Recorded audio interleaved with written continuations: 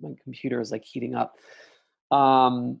So basically, you talked about not wanting to have a million different platforms. I totally get it. Sorry, let me just mute that. Apologize. Our clients and partners come in with an average of 5 to 10, and this probably is not a surprise to you, different platforms they're using. Yeah. And even within, it's funny, like even just to like generate, like sometimes like even just to generate an invite of some kind, you have to like generate a link and then send it separately in a separate email for like a certain exercise in different platforms, depending on what it is. So a big thing for us is to make this platform intuitive. Okay. So, I'm recording. Okay, good. So a couple things that we did was it's flexible. It's by group. So you can create different groups. Here's a drop-down menu for different groups below. You could have different groups. I can even switch to Rise High, and you'll notice that the number of features are different. The brand is different, obviously, and then even the name of the features are different. So they have this thing called cases that we created for them because Rise High, they serve exclusively homeless and foster youth. So they need to have like a cross-disciplinary team of teachers and health providers that are safely and discreetly talking about needs of the kids and have tasks. And that's a feature that you guys could use if you wanted.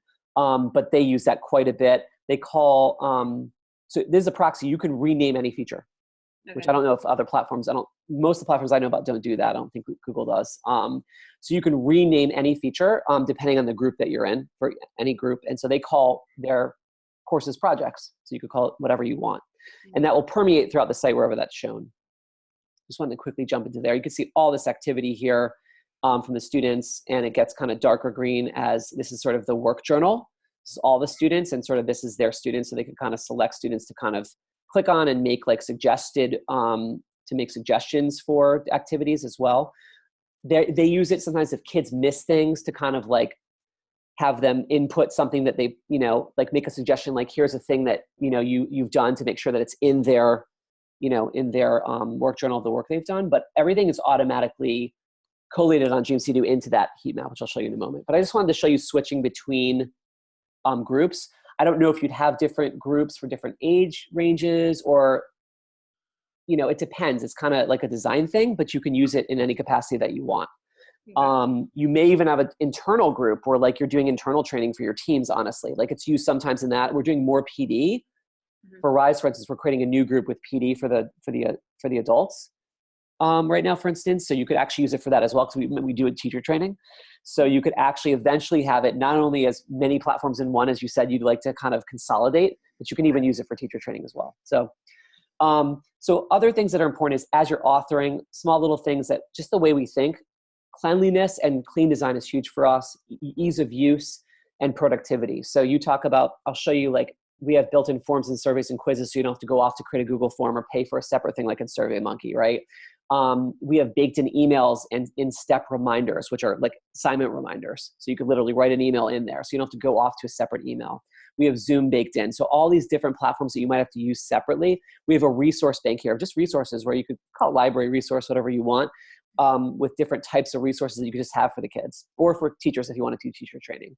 But again, I'm thinking in your mindset of like wanting to eventually sort of, as we see with our partners, this is what they do. You don't have to do this all at once, right? This is sort of we really partner too. Like our model is not about scaling as much as possible, Sarah. It's much about holding hands and being value-centered to partner and create trusting relationships. This is why, Rise and we have such a great relationship over 5-6 years, such that we can help you even on a quarterly basis plan for how you might sort of kind of remove other needs for other platforms, and could even be like creating together some feature refinements if you need that could allow you to remove another platform. We do that. We actually do that together as a partnership. So not trying to get too far down the line in vision, but you mentioned it. So kind of wanted to crack that open a little bit just so you're aware of how we think. And we also have on our team what we call learning experience designers that have done actual like curriculum. Lana, who actually is our head, like her passion point is is childhood curriculum design. It's how she started. And so, but she's used 20 other digital platforms. She actually teaches around the world, around communities of practice as well. So she does all these different things, and she can help you guys really figure out either with training or design how to do that. And my main point is that that's there as an offering. That's part of our service offering to hold hands to support you guys. So you don't just feel like here's a platform, figure out how to use it.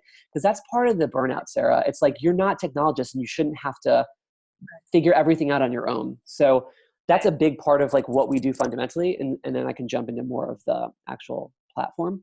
Okay. Yeah, so you'll notice like when I'm seeing these courses, and now this is I show adult courses right now. This is for PD. Like, so don't sort of be shied away by the content in this particular case. I just happen to have created a demo around adult learning. But it's, you know, you can have any kind of content. You saw Rises for a moment, and I can show you more later. And so like this is like what a student's view would be, let's Yeah. say. Would be their course. Totally, but the neat thing is when you're in other platforms on LMSs, and you know, when you're authoring something, typically you go through a state switch where you're seeing something totally different. It creates a new window that looks very different from the actual program or course that you're creating, and it feels awkward because you have to go back and forth. You don't get a visceral sense of what it feels like for the student, or if a teacher's being trained the teacher. So we actually flip that model such that, now if you've ever used like Wix or Squarespace, when you're creating the website, you're literally editing what the end user is going to see. And it's a very intuitive, it's just the way we think. So that like, if you're a teacher and you're editing something, you're literally seeing at all times what the student's going to see. So I'm actually an admin, I'm a teacher right now. I have access to all these editing features here, group editing here. And we try to keep things one click away, so it's super obvious. I could hover over any course and I can click once to edit. You just learn these icons pretty quickly. You can clone a program you've worked on for weeks in one click. You can invite any student you want with a beautiful process right here. You could do mastery assessment here, or you could look at one of 4 different dashboard types we have here. So it's, again, you're seeing what the students would see, and you could even play with, oh, what's in progress kind of thing, you know, and kind of play with the filters that they have to search for things, or that you can tag anything and kind of look for courses that have EQ. You know, you might have math or science or what have you, but and all these, but everything, by the way, is designed based on feedback and in interaction with our clients. We're very human-centered, so we keep things really simple and easy to use. But the point is, like, as I go in and edit this program, I'm going to show you what it looks like as an editor, and then I'm going to go in as a student. And actually, you know what I'm going to have to do? Give me 1 second. So this is the invite portal. It's really based off of best practices of distilling down what Facebook events is. So it's really easy to add people and to manage them, but you can just go in here and you can either upload a CSV, and you can pick the thing you want to assign people to. I think this is actually probably important because it shows you how easy it is. You pick the role, you can either upload a CSV, you can look in prior courses or groups and just start kind of like, you know, clicking on people, or if you added a CSV, it would all load here, and then you load them, and then you see that what it's assigning to and what the role is, and you just click assign. You can add a special note if you want, and then they get an email, and then they can click in. So it's very, very intuitive and easy. Across the board, like, we want to make things really easy. It's probably something you might want to see. I didn't intend to show you, but any quick questions about that at all? Or No. Okay. Bear with me. I actually have to log in and out because there's one feature I need to show you that only happens, it triggers on a certain sort of thing in Dreamcdo, and I can't, without logging in, logging out, I have to like, and I just hadn't had a chance to do that because I was trying to eat before. Can you just take 1 second? You have Clever and Yeah. Google. Okay. Yes. So we already have that baked into the platform. Okay. So your teachers or students can use either. Okay. And you can either turn them on or off based on your needs if you want both. Sometimes because of Google, teachers use that. Depends. And it sounds like your Google Classroom too. So yeah, but little things like that do make a difference, right? Those kind of integrations. Right. Yeah. We've noticed that all the stuff that we had used with Clever is working out so much easier. Oh, good. So we have that. Okay. So I'm going to go in here and edit this program again. And even from the home page, which I'll show you in a moment, you can edit that. I'll give you a little tease for what you're going to see later. And so here we are. In the program, you'll notice we have this really nice, I mean, I don't think we reinvented timelines for programs. Like every program on a LMS has a timeline, right? But like what we did do is we think about anything that's going to motivate and be easy. So color. So we created this beautiful, what we call sections, where you could section off assignments in these various theme sections. And it's easy to see with different nice light pastel. We did a lot of research on this, pastel colors.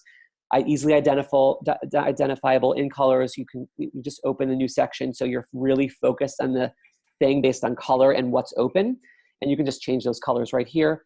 Again, just really simple ways, all the different ways that are going to motivate people and make it easy to use.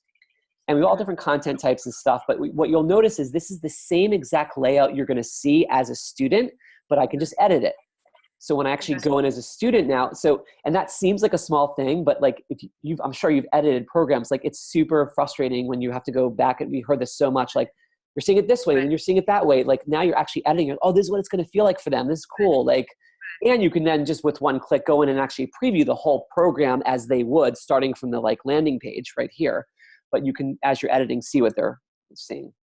We have public facing videos. You can like load a YouTube, TED video in like 3 seconds as a content piece. You could actually record on Zoom video.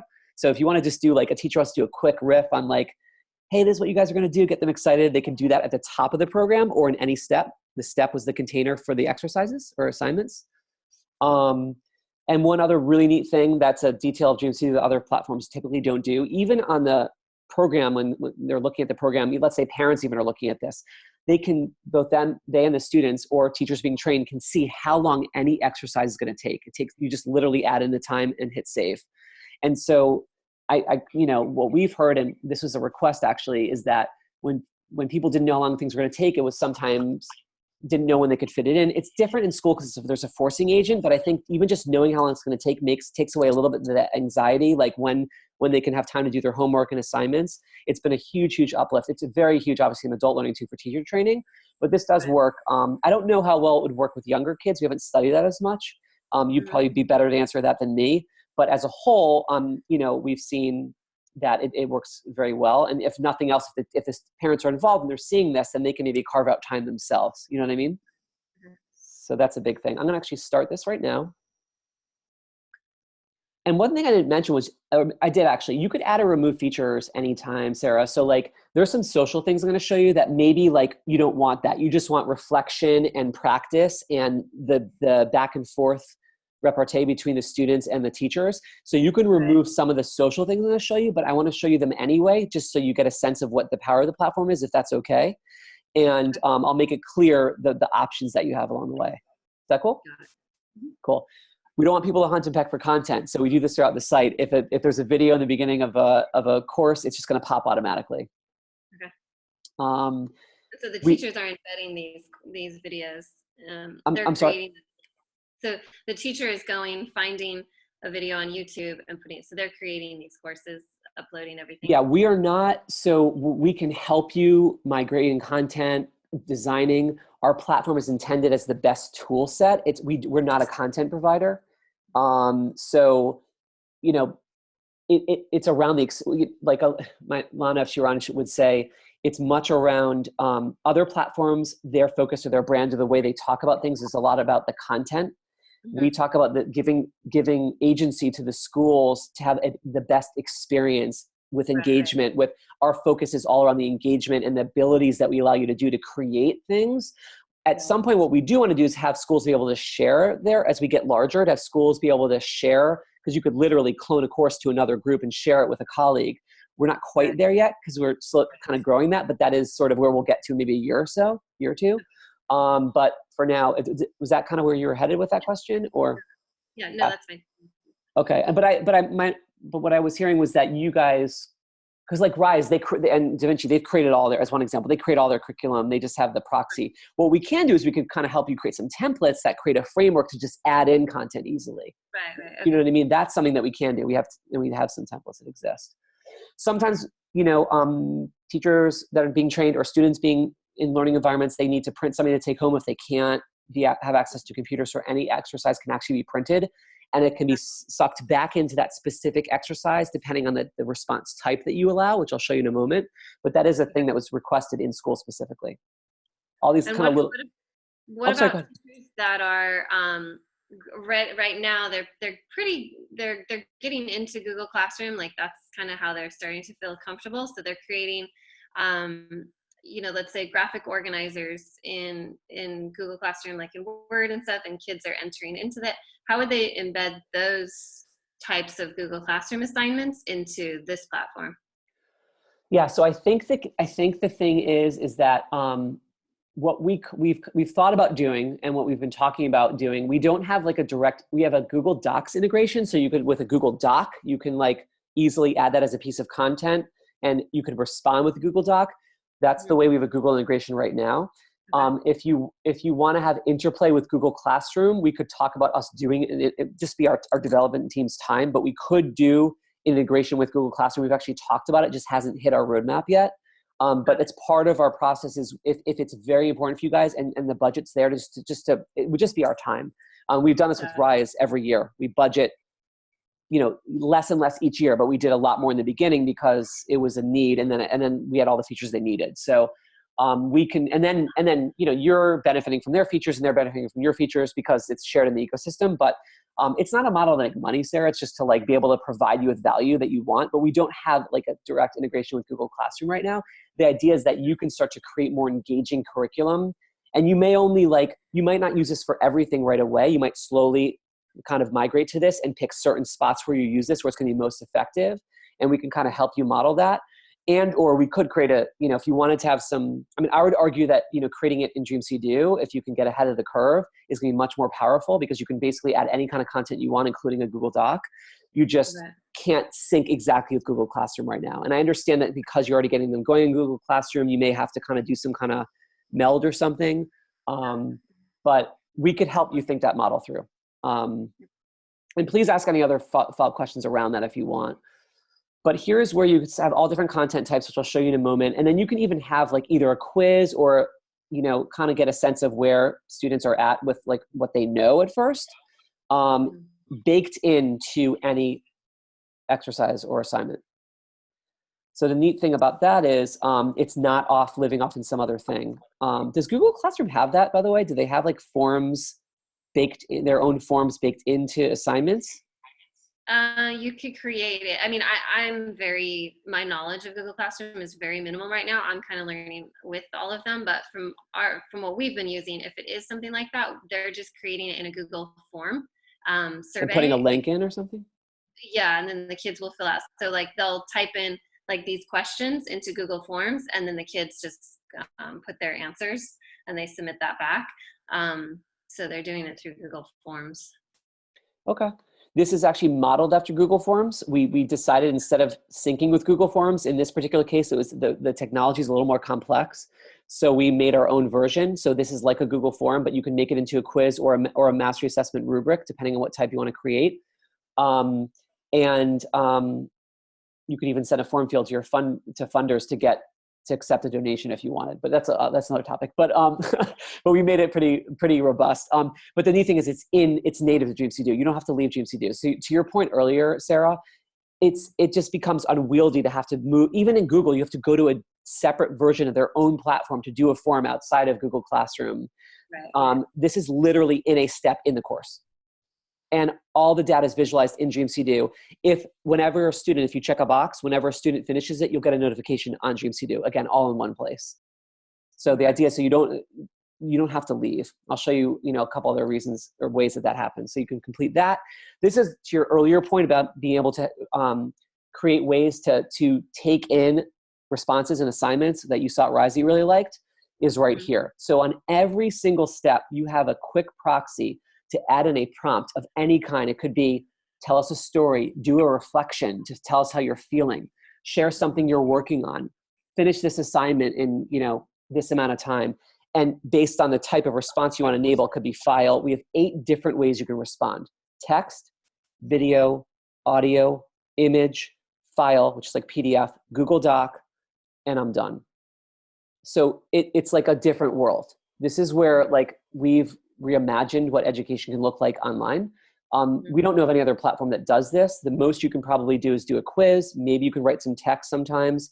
But this actually creates a way to respond for the assignment. It's also good for just having practice because you can one-click a revision.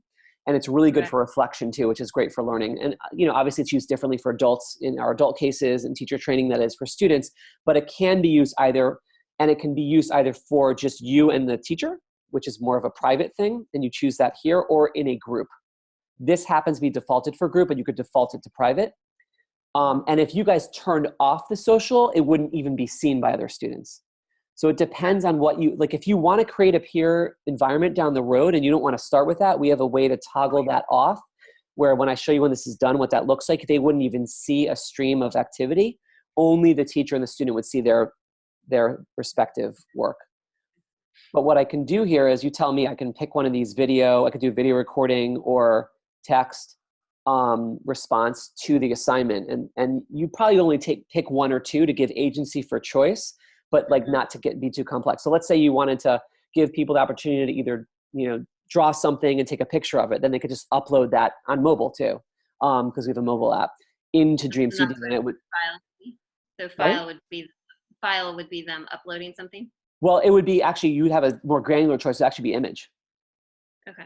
You have a separate image choice. You could actually file would work technically, but we make it so it's super easy. Like if you see image, you click on image. So you could try both. And you could play with that. You could do like use improvement science. We have our partners typically play with ways to experiment of doing this. But this is the way that you can, on no other platform, this is a way that we can allow you to have any kind of, so you already did your work in terms of maybe watching a video or doing a quiz or whatever you want to do, or any kind of reading that you might do. You can put all that content in there. And I'll show you what that content looks like, the types of content you can add. But then you can elicit any kind of response, which is the assignment you're doing. I mean, right now we don't have like complex math formulas and things like that, obviously, but we actually are thinking about adding in a response type, a content piece that would be like an iframe, which would allow you to frame in like a piece from another platform. Like a math teacher could like take a little formula problem and put it in as the content piece, and they could do the work here and do like some kind of like more text answer, like why did you do it that way? Or, I mean, you can imagine all the ways this could be used. I can't, there's hundreds of ways this could be used. Right. But I want to pause there before I do that and see if you have questions or if that resonates with the original pain point you were mentioning beyond the productivity. This gives me a good idea of, kind of like I said, going into it, I wasn't sure, exactly at all what it would look like. So this gives me a good idea. Unfortunately, I wasn't sure on the timing. So I have another meeting at 10:30. So I just want to make sure, one of the things, if maybe we could show me before, since it's already about 5 more minutes, is the Zoom aspect. How would the Zoom aspect work? Yep. Absolutely. And what happens here, I won't show you the whole thing, but basically you're able to do your video recording or your text response, and then it goes into a couple of different dashboards that then students are always presented with and teachers are presented with. That I could show you another time, but like there's lots of ways for students to track their progress easily, and parents and teachers. And I want to mention that because the reporting and the dashboards are very powerful in GNC but just in lieu of time, I thought we had more time as well. But I can show you what Zoom looks like for now. And then, happy to have a follow-up as well, Sarah. Yes, definitely. So basically, like if you go in and you want to kind of, I could have just done it in there actually, it doesn't matter. But I'll just edit. There's like a mindfulness program. This is just a different way to look at how to set up a course where it's not themed in this one. It's by day, so it just shows you a different structure. Other than that one is more themed by, and this one's by day. So I go into this like step, anywhere in any step, which is an assignment. This will give me a good opportunity to show you just a four tab simple CMS to create. It's very easy. And here are the different content types you can add. Super easy. You just click one of these: Google Doc, audio, video. Adding a video takes 3 seconds. So you would just basically add a live video anywhere in the program. You'd pick the date. You'd say 1:28 p.m., the time, how long it's going to be, and you'd save it. And you've literally scheduled a live video. That's it. Okay, and so the student would just click in this portal, and that would bring them. Actually, they'll get an email. It will come into their notifications on mobile and web. It will come into the home feed that I have not shown you yet. And it will go into this actual step. So they could find it in 5 different places. They'll get notified. So, and they click once and they're in, and the teacher clicks the host button, and then they start the actual training or the classroom engagement. So it's baked into the cadence of the program, and you can record it if you want via cloud recording for anyone that missed it, like teachers or parents or whatever, and it will live. See, it's on this learning feed we have, it will live in the learning feed and in the steps. So if you don't have the learning feed enabled for the students, they would not see activity feed. Like if you don't want them sharing anything, that's, at least at first, they would only see the calendar, but they could access it in those 4 other points: email, notifications, and in the step. But they will always see a calendar of their activity, of what they've done, with a heat map. And you can see it gets darker green with the more you've done. And as you click on that, you just see all the activities you've done, and everything you've done, whether it's a video, whatever, that's all in a timeline below. And that's just one of 4 different ways you can see activity. There's also a bird's eye view too, dashboard for teachers to see progress and see who's falling behind, to then step in and comment. It's just more of a bird's eye view of activity, where they could see darker green means they've been commented on already by teachers.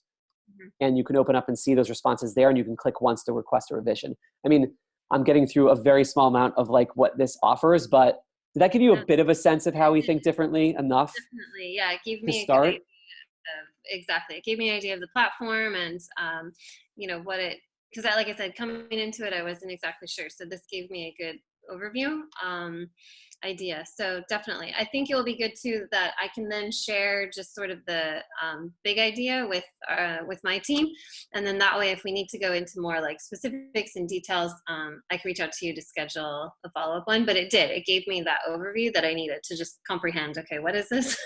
So okay, cool. And did it seem like it felt like it aligned to some of the ways you wanted to be able to kind of take in assignment responses and do live video and things of that nature? Yeah, I mean, I think for an online type of program situation, it does look all encompassing and amazing. I think what I have to just kind of take a step back and think about is this is very comprehensive. And right now, for the situation we're in, I'm not really transitioning to an online school per se moving forward. Once school gets back in session, we're not really, our model is very in the classroom, model. We're not even really a blended model at all either. So I would just have to kind of toss up the amount of work that it would take to get something like this, up and going. Is that something I want to do just for the next, call it 5 weeks, or is it something future we do want to use? Yes. And maybe we do want to switch to more of a incorporating more online, especially for my upper grades, 6, 7, 8. I could see where this, could yeah, maybe you would just pilot Sarah with 6, 7, 8 to start, and right. like try there, because you can like feel that out with them, right. an option.